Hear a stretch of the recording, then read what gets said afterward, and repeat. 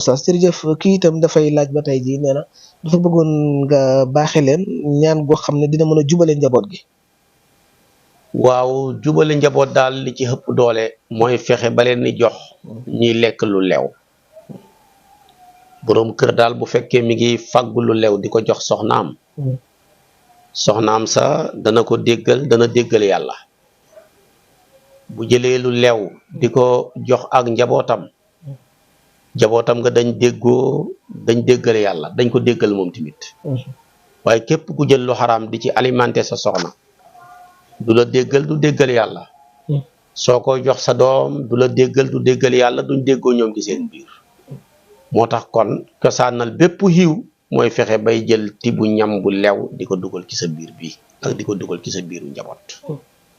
gannaaw bu loolu xasee passé nag nay ñaan julli gum julli nay ñaan yow yàlla maa ngi lay ñaan yàlla nga tàppe xoli sama njaboot gi.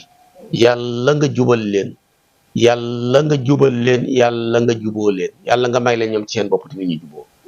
ñaan gum ci man rek baax na bu ci xeeb dara.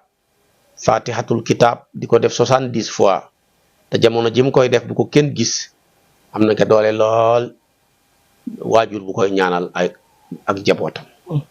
saa yoo xamee ne ni boo xëyee wala balaa ngoon boo ko mënee def ko suba ngoon boo ko mënul bis nga def ko benn yoon rek 70 fois nga jàng ko ci fatihatul kitab min haythu la yaraka ahadun foo xam ne kenn du la gis nga wéet boo paree nga def ko muy ak jaamu yàlla addiyal ko sayyiduna muhammad xettaliku ci doole yàlla ak kartanam yàlla jubale sa njaboot. gannaaw bi nga xam ne nag li ngi leen di jox ñi koy dundee nekk na lu lew loolu lu xam-xam solo la mooy ko saanal bépp yiw nag.